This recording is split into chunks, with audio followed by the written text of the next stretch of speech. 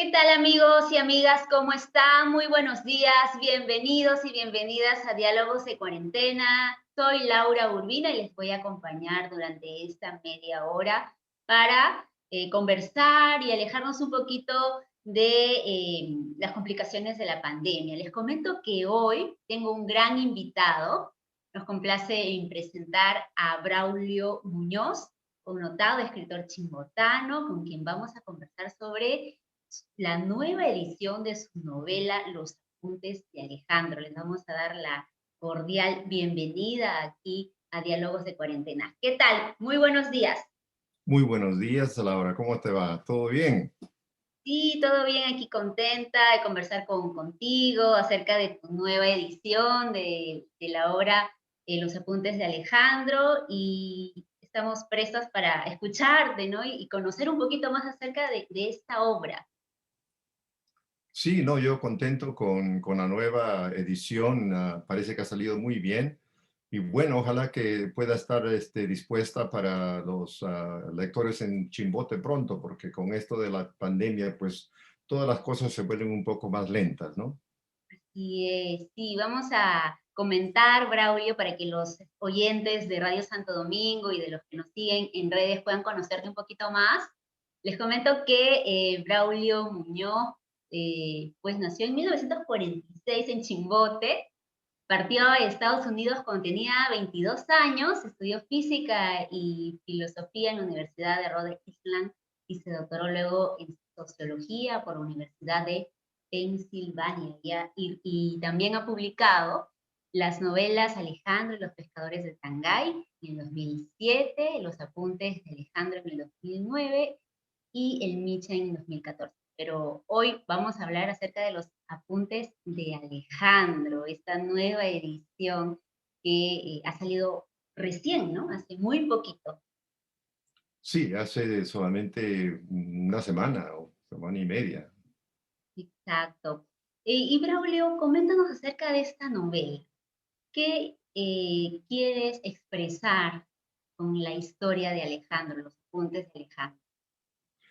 Bueno, es que como tú sabes, en la primera novela que publiqué, que se llama Alejandro y los pescadores de Tancay, ah, este personaje, Alejandro, no habla porque él se está velando.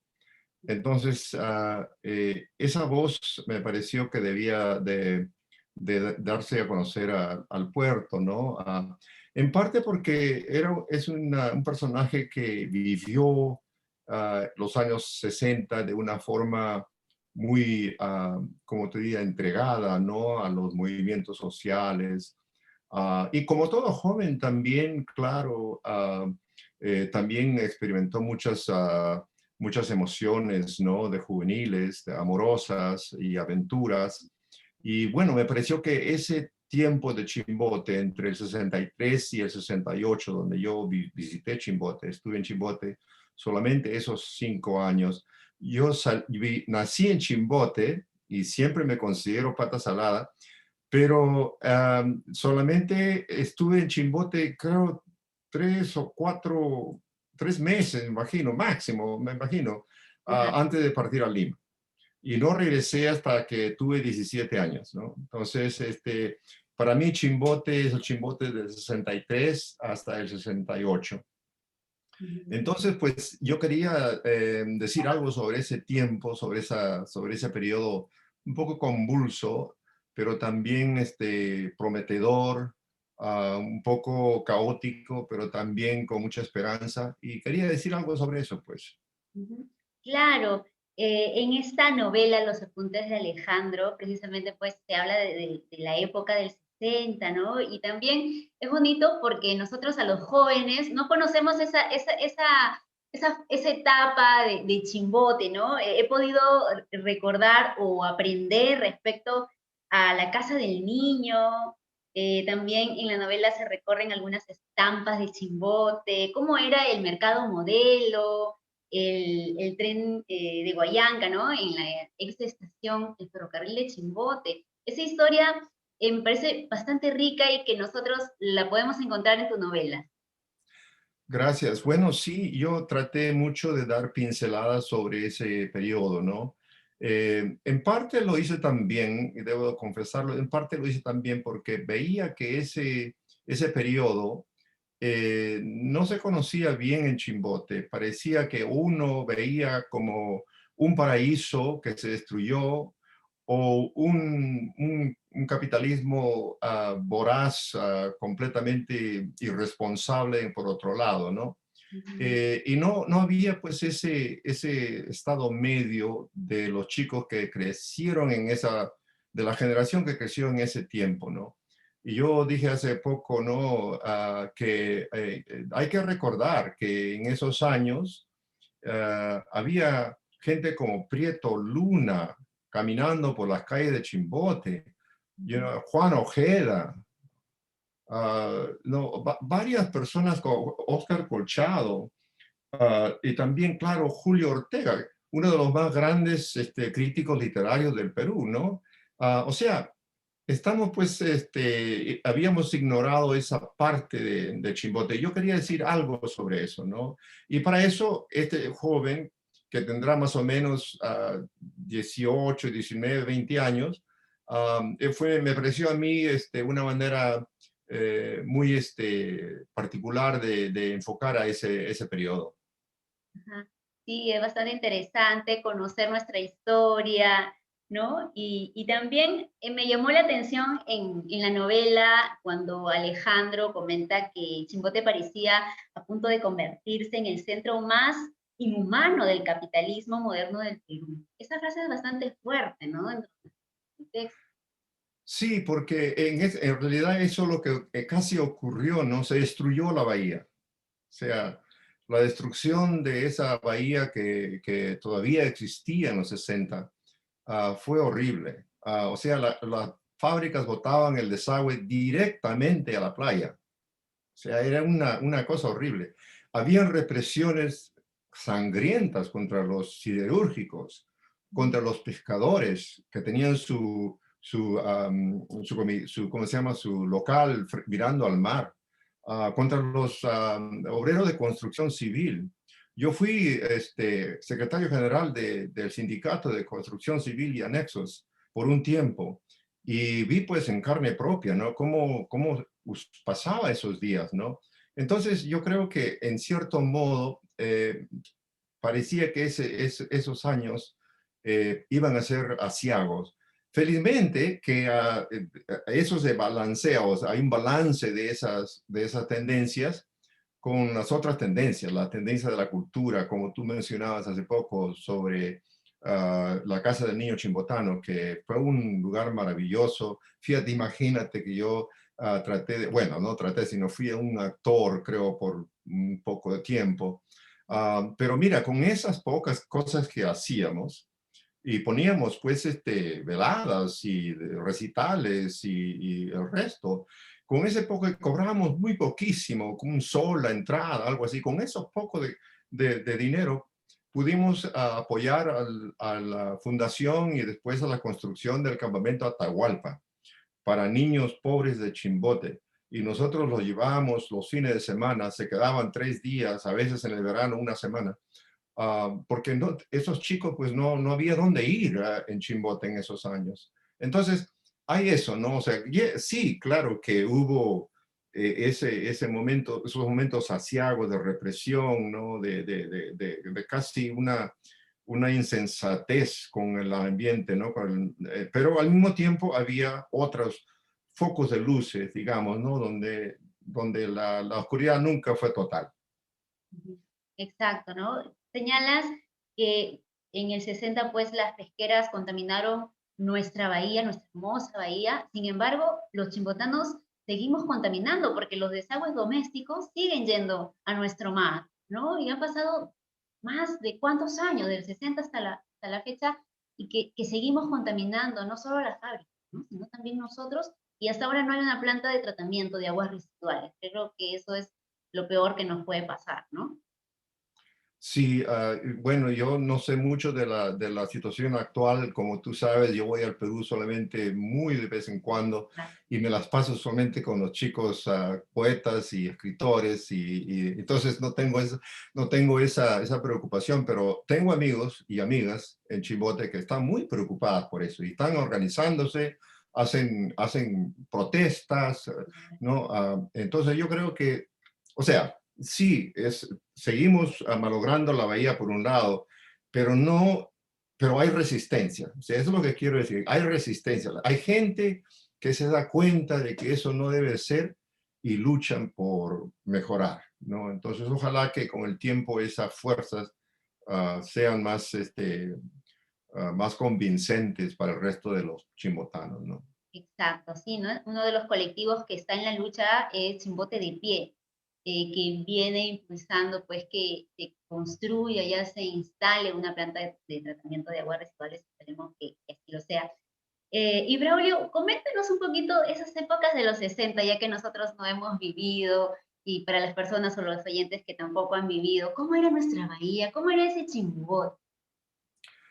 No, la bahía era, te juro, maravillosa. O sea, había un malecón que estaba pues todavía limpio, no tan destruido, no habían rocas, o sea, había todavía playa. Las rocas vinieron, me imagino, en el 70, pero no estoy seguro. Pero el malecón era maravilloso.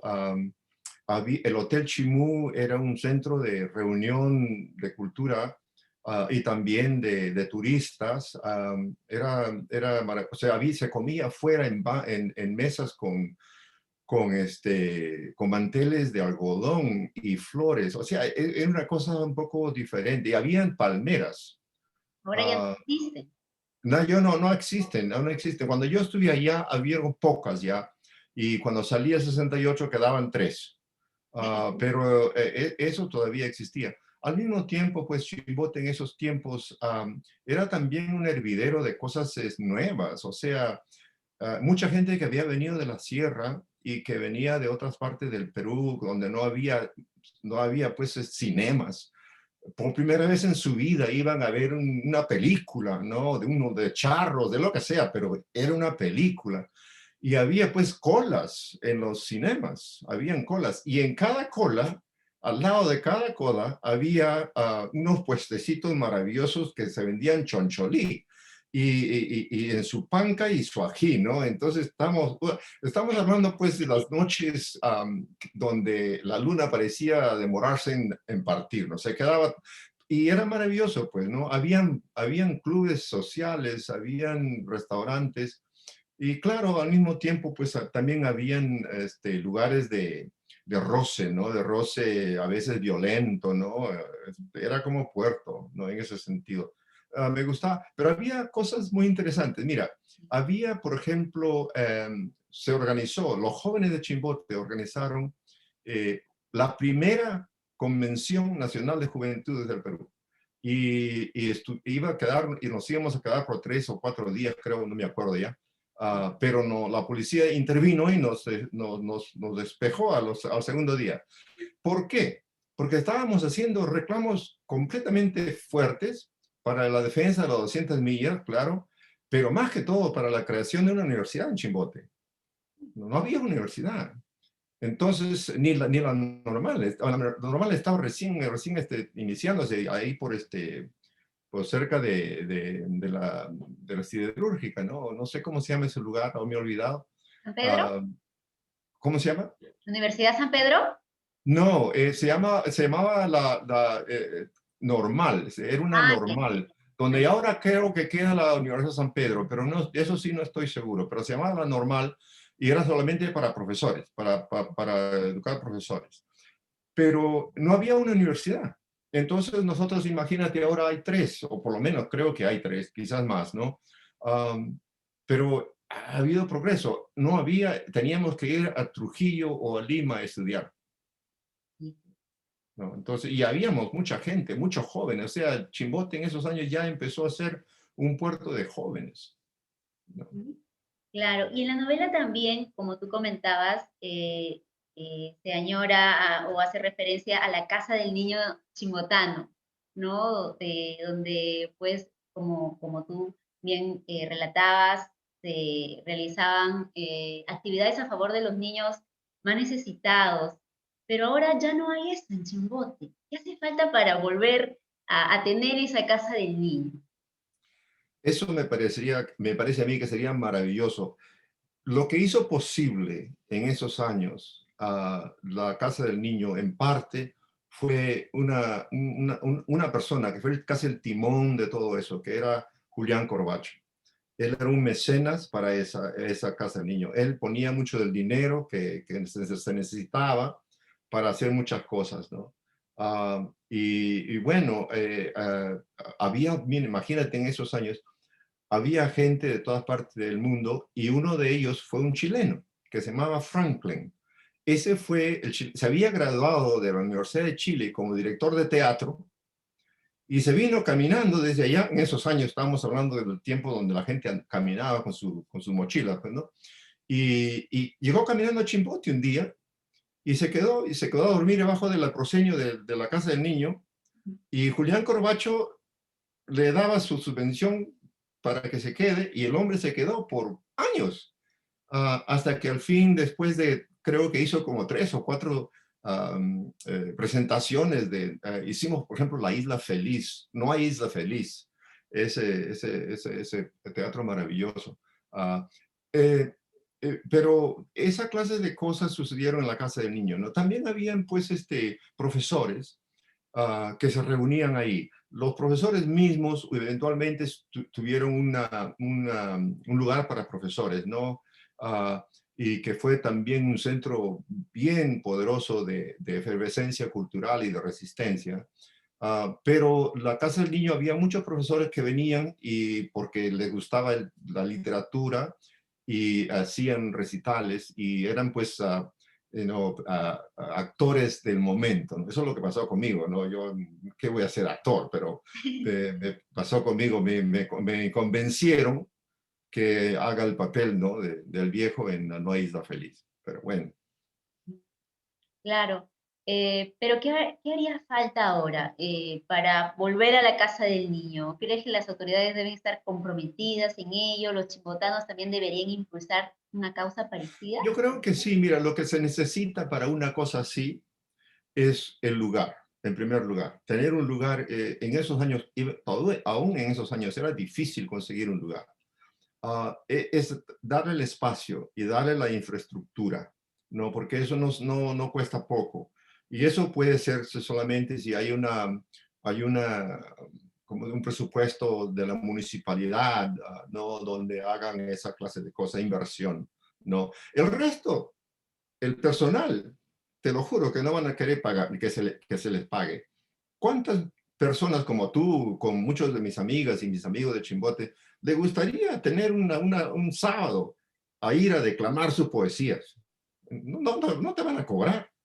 La cosa es que haya un espacio donde eso se haga pues en una cosa rutinaria cada semana y algo, la gente ya va, ¿no? Ahora pues estamos por todas partes, pero felizmente hay como tú sabes, hay lugares donde todavía se hace eso para una escala menor. Exacto, ¿no? Y digamos que si podemos comparar algún poquito sería nuestro centro cultural, ¿no? El centenario de Chimbote. Podría Sí, a mí me semejarse. gusta mucho el centenario de Chimbote, ¿no? Sabes tú que ese centenario sale en Plaza Mayor. He tenido muy buenos amigos ahí, me han acogido muy bien, son unas buenas personas. Y bueno, me parece que están haciendo una labor muy bueno, muy bueno. Hasta hay lecciones de ballet, imagínate, maravilloso, ¿no? Y además Así que no, tienen, yo creo que hay esa clase de cosas, pero me parece que debe ser algo más oficial, un teatro de Chimbote, grande, donde haya pues los adelantos de la luz y todo eso, ¿no? Sería maravilloso. sí, sería maravilloso. Ojalá que pues el alcalde actual, Roberto Briceño, lo haga, ¿no? Porque fue una promesa de su campaña y esperamos que esta vez sí se cumpla, que sería un sueño de muchos chimbotanos, ¿no? Que anhelan pues tener un teatro. Lastimosamente a la fecha no se ha concretado ese proyecto. Bueno, Braulio, quería preguntarte acerca de esta pandemia. ¿Cómo has llevado esta crisis sanitaria que tenemos en Estados Unidos también, que ha sido bastante fuerte, ¿no? Les ha tocado bastante. Sí, la pandemia ha sido un golpe fuerte. Yo usualmente voy al Perú 2 veces al año, pero ya son 2 años que no voy. No, entonces extraño mi ceviche, extraño mi pisco sours en Nuevo Chimbote, extraño caminar en Chimbote, porque a pesar que no es la misma ciudad que yo dejé, porque ha cambiado mucho, todavía encuentro ciertas calles donde yo caminaba y todavía siguen ahí, ¿no? Y escucho el sonido chimbotano, ¿no? El dejo de Chimbote y esas clases de cosas pues me alegran el alma, ¿no? Entonces me siento un poco aislado, un poco más desterrado que usualmente aquí afuera, ¿no? En Estados Unidos. Y tampoco puedo ir ni siquiera a Europa, tampoco no puedo ir. Ni siquiera puedo salir de mi pueblo, que se llama Swarthmore, a partes fuera, porque no se puede comer afuera, los hoteles tienen muchos problemas, y para qué exponerse, ¿no? Entonces, ha sido difícil y felizmente, y eso te lo digo con todo corazón, felizmente que hay personas como tú, como Ricardo, como estas personas que organizan estos clases de eventos y que uno pues llego a ver a una chimbotana como tú y puedo ver a otro chimbote de vez en cuando. Y eso para mí es maravilloso, ¿no? Entonces cuando tú me dijiste que sí, que hubiese hecho esta reunión, pues yo estaba encantado, ¿no? Entonces dije, no, yo de alguna forma u otra, baseo mi calendario para ese tiempo, porque es muy importante para mí, como expatriado chimbotano, estar conectado con el puerto. Exactamente, ¿no? Eso es lo que, y lo bueno dentro de todo es que podemos conectarnos, ¿no? A través de internet podemos estar un poquito juntos, ¿no? Y no desesperarnos, ¿no? Por la distancia. Gracias a internet que podemos lograr.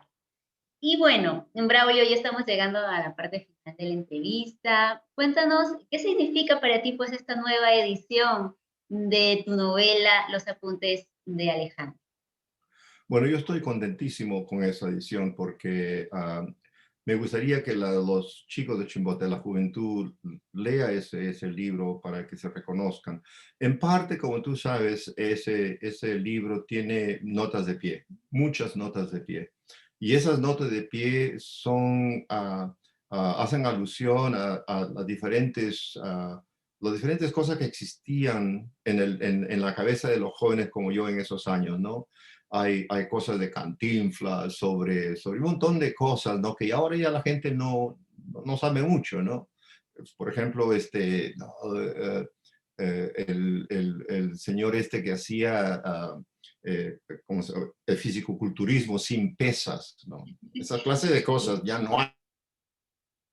Exacto, Bien que conozcan pues un parte de su historia. Es muy importante pueblo como Chimbote pues mantenga una historia viva de lo que hemos sido y de lo que seguimos siendo, ¿no?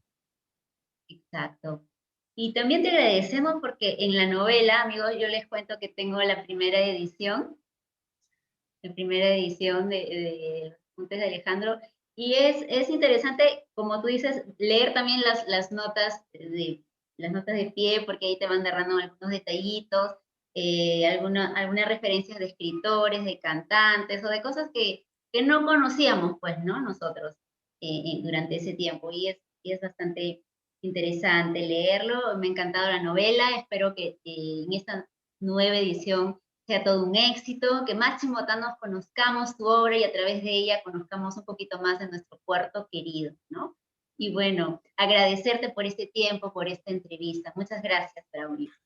Gracias a ti, Laurea. En realidad que aprecio mucho tu invitación y para mis amigos de Chimbote, pues adelante, la pandemia va a pasar y cuando pase vamos a tener bastante sed y vamos a estar despiertos por meses. Así es, así es. Y esperamos tenerte muy pronto aquí, por Chimbote. Ojalá. Así es. Gracias. Gracias, gracias. Amigos, nosotros nos despedimos. Hemos conversado con Braulio Muñoz, un notado escritor singotano.